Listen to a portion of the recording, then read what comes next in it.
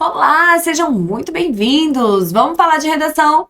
Hoje eu trouxe para vocês mais um tema do Enem. Temos aí a proposta de 2019, democratização do acesso ao cinema no Brasil. Eu acho que esse foi o tipo de proposta que quando a galera olhou, assim, nossa, muito fácil. Aí depois ficou, ai meu Deus, mas como eu falo, como eu falo, como eu falo? Calma, que a gente vai esclarecer esse tema para você e você vai sair daqui pronto para escrever a sua redação. Bora lá, temos nossos textos motivadores. Texto 1. No dia da primeira exibição pública de cinema, 28 de dezembro de 1895, em Paris, um homem de teatro que trabalhava com mágicas, Georges Méliès, foi falar com Lumière, um dos inventores do cinema. Queria adquirir um aparelho e Lumière desencorajou. Disse-lhe que o cinematógrafo não tinha o menor futuro como espetáculo. Era um instrumento científico para reproduzir o movimento e só poderia servir para pesquisas. Mesmo que o público, no início, se divertisse com ele, seria uma novidade de vida breve, logo cansaria. Lumière enganou-se. Como essa estranha máquina de austeros cientistas virou uma máquina de contar histórias para enormes plateias, de geração em geração, durante já quase um século. Então, nós temos aqui um recorte da nossa história do cinema.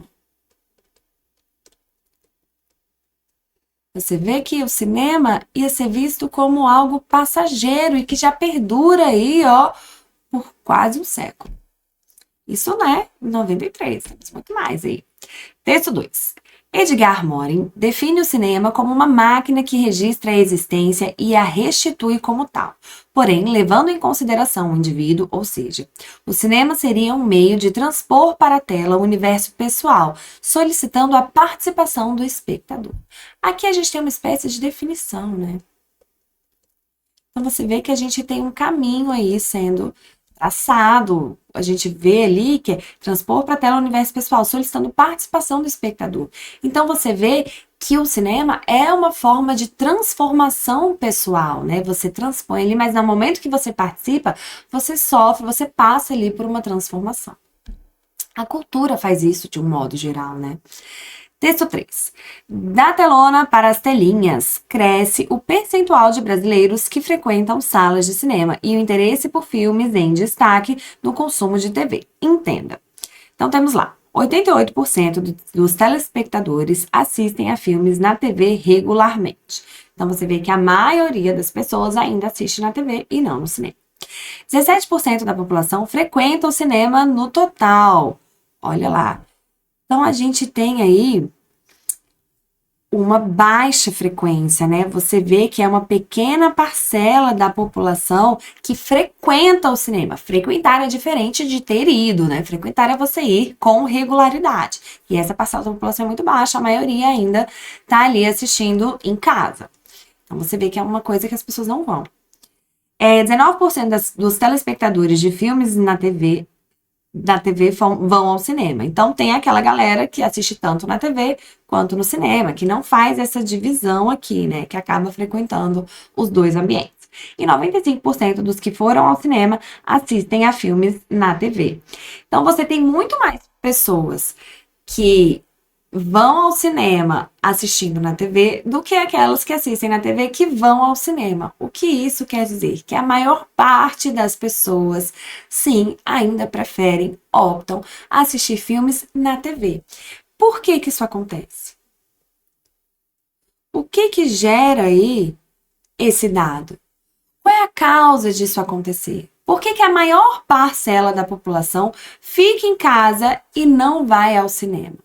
É uma questão para a gente refletir para a nossa redação. Por quê? Por que você acha? O que na sua experiência te leva, né? Esse dado traz de informação para você? O que isso se assemelha à sua realidade? Você vai ao cinema, as pessoas que você conhece, convive, vão ao cinema com frequência? Ou tá todo mundo mais dentro da TV? Se não vão, por que não vão?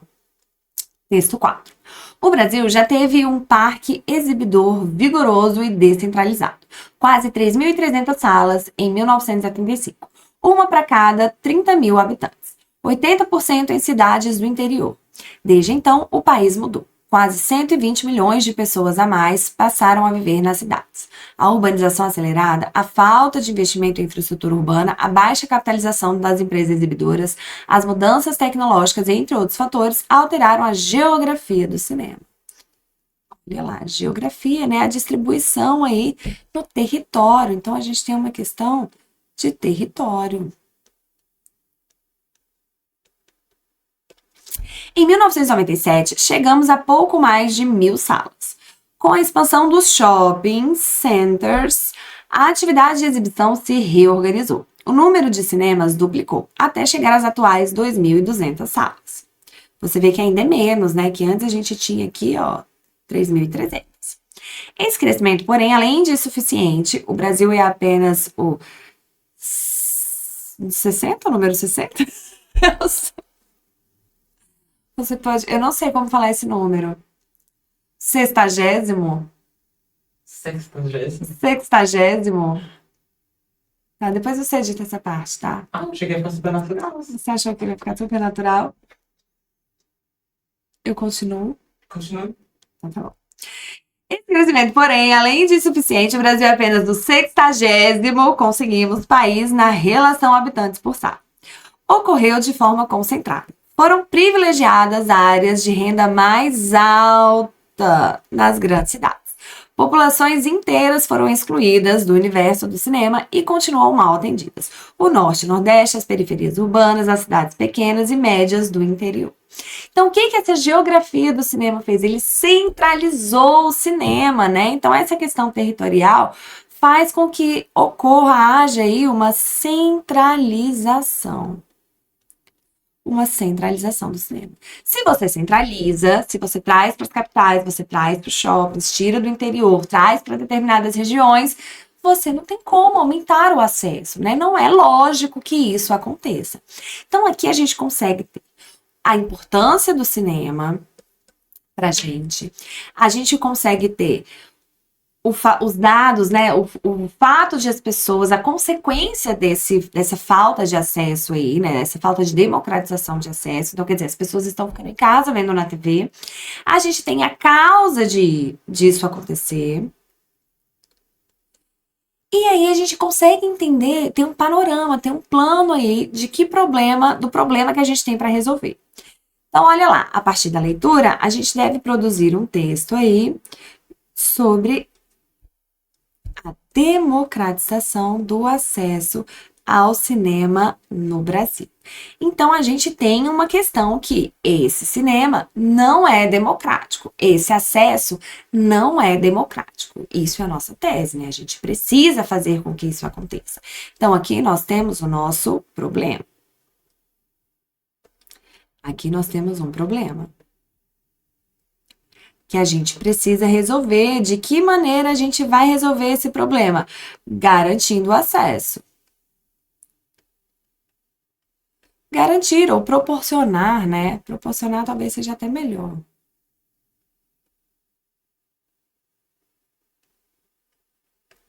A gente vai proporcionar esse acesso aí ao cinema no Brasil. No Brasil, que a gente sabe é desigual. E essa desigualdade acaba por refletir aí nesse acesso que não é democrático, né? A desigualdade, ela tem como consequência isso. Então, você vê que a relação é direta. E a gente vai falar de cinema. Ótimo, temos nosso tema, conseguimos enxergar ali o que a gente pode dizer, né? Então, vamos lá. De que maneira a gente pode nutrir, alimentar essa nossa redação? A gente tem, sim, que falar de desigualdade social. É isso que o texto, foi esse o tesouro... Opa, passei aqui. Calma, passei demais.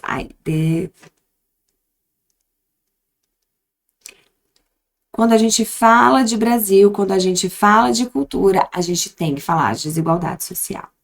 O que a gente pode trazer também? A gente pode trazer como repertório a nossa Constituição Federal, o seu artigo ali, ó, 215, que fala que o Estado deve garantir, sim, o nosso acesso, né? Ele deve investir ali, deve proporcionar a cultura no país, né? Deve desenvolver a cultura, deve garantir aí a cultura.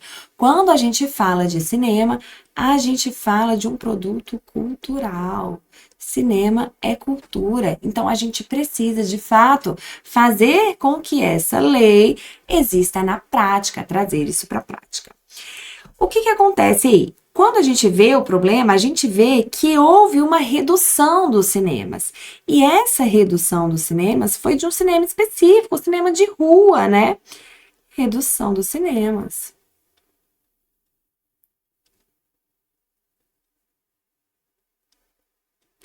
Essa redução dos cinemas de rua fez com que eles se concentrassem nos shoppings. E onde que tem shopping? Na capital. Se só tem shopping na capital ou nas grandes metrópoles, né, ou nas cidades ali maiores, mesmo que não sejam capitais, mas são cidades um pouco maiores, com a quantidade maior de habitantes, a gente trouxe para lugares muito específicos, a gente centralizou. E isso fez com que a população que está à margem, que não está nos centros ali, né, e sim à margem, tivesse uma dificuldade de acesso. Fez com que as pessoas que moram nos interiores, nas cidades dos interiores aí do país, também tivessem dificuldade de acesso, você tem que viajar para ir ao cinema. Então, de fato, essa redução dos cinemas de rua, quando você tirou o cinema dos municípios e trouxe para os shoppings, tirou da rua, do compartilhamento ali do espaço urbano e trouxe para o shopping, você fez com que esse acesso não fosse democratizado, né? Você limitou esse acesso. Então, essa redução dos cinemas de rua e essa redução resulta também numa diminuição de público, né? A gente pode falar aí dessa diminuição. Ah, não precisa fazer mais cinema porque as pessoas não estão indo mesmo. Mas por que as pessoas não estão indo? As pessoas não vão por dois fatores, olha lá. As pessoas vão porque o cinema está centralizado, então a gente não consegue, né? A gente tem uma redução aqui do cinema. Essas pessoas não vão por causa dos preços. Deixa eu consertar aqui. Por causa dos preços, a gente vê que cinema se tornou aí um negócio caro, né? Ainda mais se ele tá no shopping, você tem que pagar o estacionamento do shopping, que já não estava na sua programação. Aí chega lá, você tem um ingresso caro. Aí você vai comprar uma pipoquinha, tá caro também. Então, o fator do preço aí afasta as pessoas do cinema. Tá muito mais barato ficar em casa. E isso a gente vê, né, nos dados. A gente vê nos dados que o texto motivador trouxe pra gente. Então, a gente vê ali, esse preço, mesmo quando a gente tem um preço promocional, você pode observar que ele acontece em dias de semana, que ele acontece ali em horários que são horários de expediente. Então, horários que as pessoas não podem ir ao cinema. O que adianta o preço tá promocional se não dá pra eu ir? Se é na quarta-feira, 3 da tarde, tá todo mundo preso no trabalho, né? Os trabalhadores, a população ali que, né, cumpre horário, carteira assinada ou não, no comércio informal de 8 às 18, não vai conseguir ir a esse cinema. Então, isso vai tornando inacessível. Beleza, professora, vou falar de Constituição, mas o que mais que eu posso trazer de repertório? Só um, será que funciona? Calma, você não precisa encher a sua redação de repertório também, não. Mas você pode falar aí, sim, da ineficácia do Estado. E quando você vai falar da ineficácia,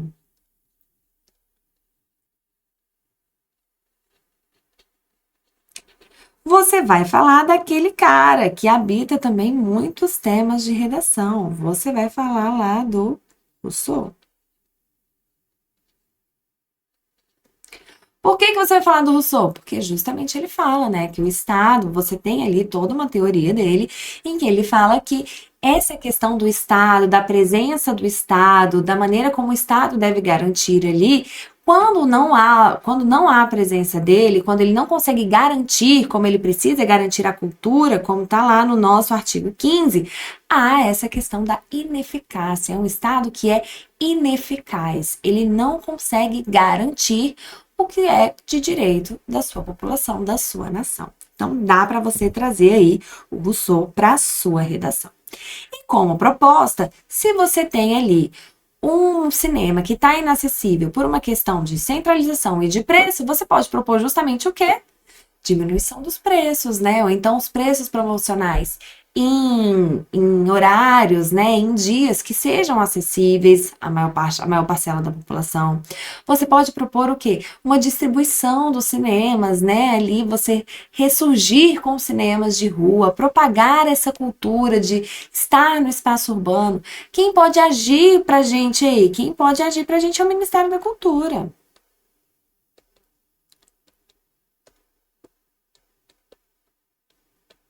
Trazendo aí ações que vão levar as pessoas ao cinema, trazendo políticas públicas que garantam aí o acesso das pessoas ao cinema, fazendo com que a parcela da população que trabalha, que tem ganho ali um salário mínimo ou menos ou um pouco mais, consiga de fato comprar os ingressos, que esse espaço ele seja atrativo para a população, né? Quando você pensa no shopping, o shopping tem uma estética, tem ali uma dinâmica que repele uma parcela da população, enquanto a rua não, a rua como espaço público, né? Ela traz a população para perto daquele espaço, traz a população para perto da cultura, que é um direito dela. Então, eu espero que eu tenha te ajudado. Boa escrita, boa redação, tomara que você mande muito bem. E é isso. Tchau!